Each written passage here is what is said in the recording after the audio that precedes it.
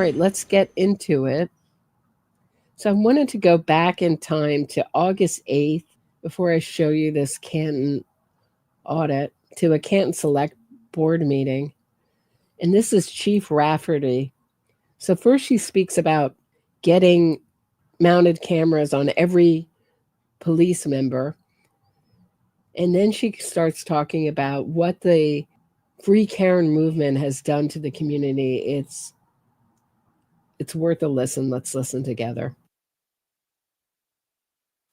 Overall, what I can offer is the storage fee for having the body cameras will most likely be in the range of $75,000 to $100,000 annually. We plan on trying to identify state and or federal funds and grants that can possibly help us to alleviate the costs. However, the noted figure is the estimated cost to taxpayers every year, without taking into consideration the annual incremental increases the chosen company will most likely charge. I know and truly understand the frustration by some citizens that we are not currently wearing them.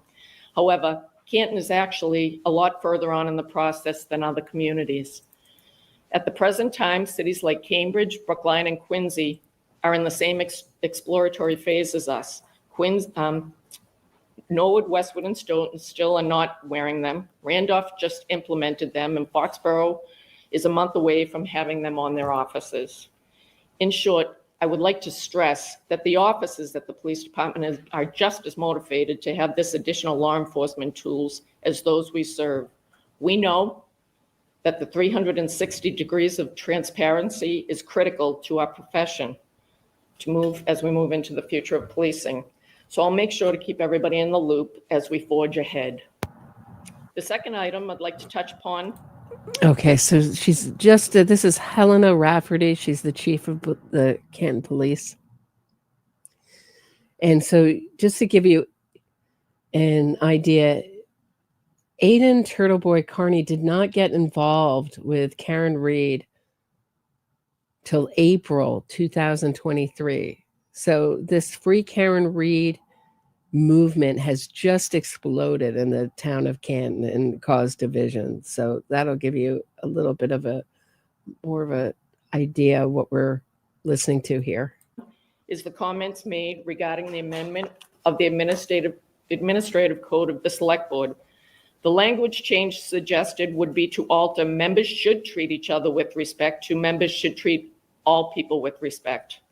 I just wanted to say that I totally agree with this thought process, especially in these days. People in positions such as mine and that of elected officials should be held to a higher standard. That is why I'm proposing it be adopted by every town board and every elected official. It seems hypocritical to solely make members of the select board adhere to such a rule when we have a current elected planning board member who actively participated in an event that made residents of our community feel disrespected, targeted, and intimidated. An event that I believe under statute 268-13A could most possibly be deemed a criminal act. So I would think she's talking about the rolling rally or some such Free Karen Reed event. Additionally, we have an elected library trustee who as of noon today was still listed as a co-administrator on a social site that is allowing residents of our community to also be disrespected and dehumanized with innuendos, outright falsehoods, half-truths, and bullying comments. Comments, I might add, that if were made in a school environment, would and should have every resident in this town in an uproar. Yesterday, I received an email from a concerned citizen related to the, and I quote, horrendous threatening posts on this site, asking me to address the issue as she is worried about how it may incite people to act moving forward. Let me make one thing as crystal clear as possible as I continue with my comments to our residents. I embrace the fact that we live in a country where people can have different viewpoints. I respect everyone's right to voice those viewpoints under the First Amendment. I can appreciate that some people have questions on the O'Keefe case based on the limited information they have seen thus far. However, what I cannot accept is witnesses, let me repeat that, Witnesses. These are residents who have not been charged with any crimes, being bullied in their homes, at their children's games, or on vacation, all under the guise of the First Amendment. Okay, so to give you an idea, the rolling rally happened in July 22nd, 2023. This is shortly after. This is August 8th, 2023.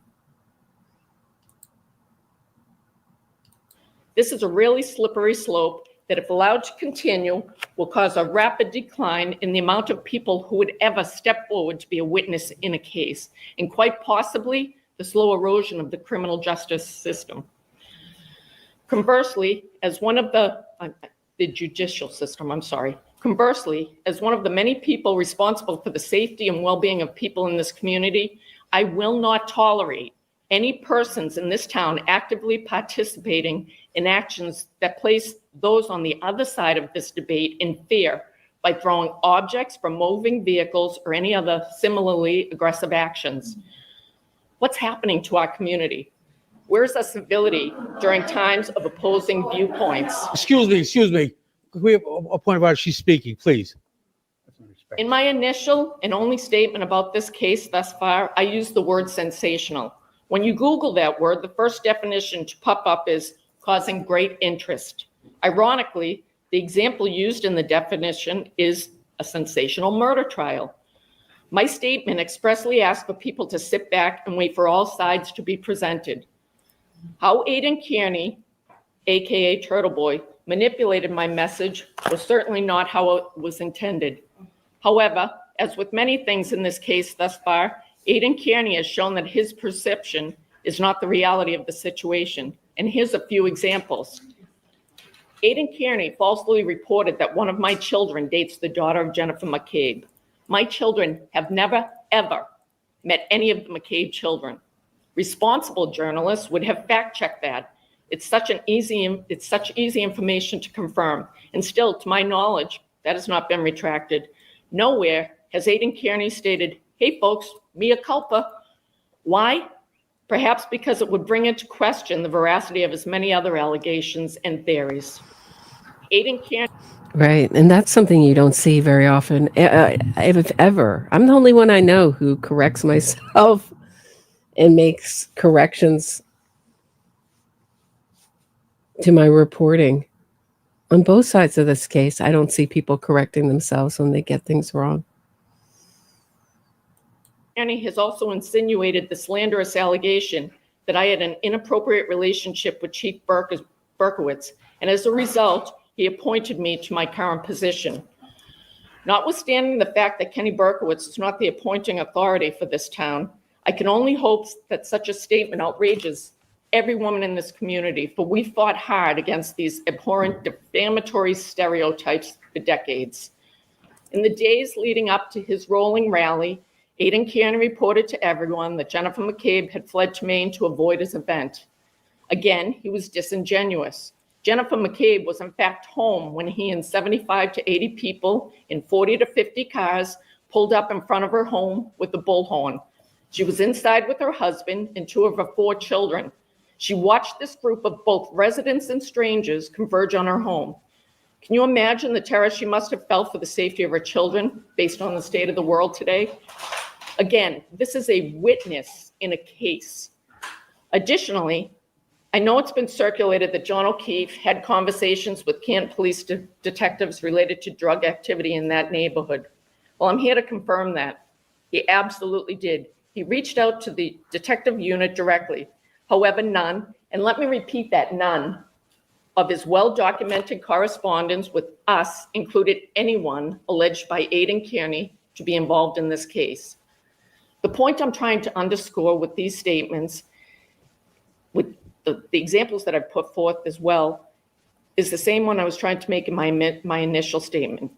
Take information in and verify it. Be patient while all aspects of the case unfold. This system is painfully slow, and it should be, as the gravity of its process holds the liberty of someone in its midst. Follow the actual trial. Listen to all the information. But that's what so few people do in true crime. Our journalists cannot be trusted to give you the real scoop on these cases.